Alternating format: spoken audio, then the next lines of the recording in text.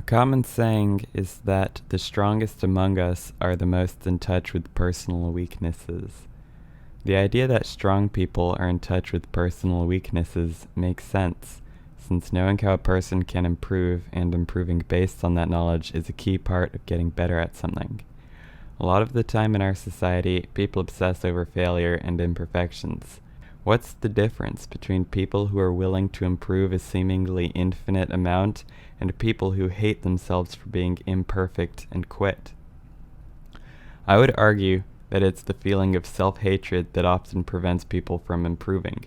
If an individual can't accept themselves as they are because of certain characteristics, then they're not acknowledging an important fact.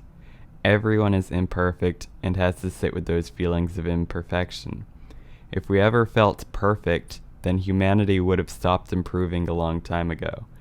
All people have to sit with their imperfections, and no one throughout history has ever been close to perfect. Despite what the doctor says, no one's perfectly healthy. We're all going to be dead in 150 years.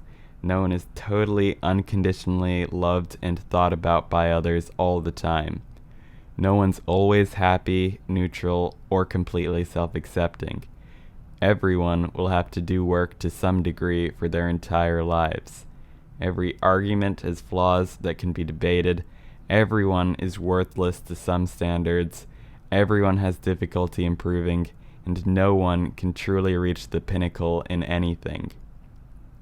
When people hate themselves for having characteristics, why would they choose to participate in a reality in which those imperfections will always exist? Odds are the person would rather distract themselves from said imperfection and ignore it to the extent of their ability.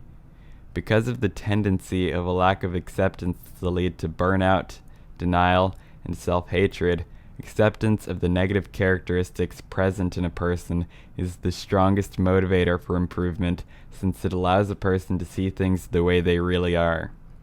Judging behaviors and characteristics to be worth hating is also a surefire way to get people to hate each other for being different. If a person wouldn't accept themselves if they chose to exert a certain behavior, how could they accept anyone else?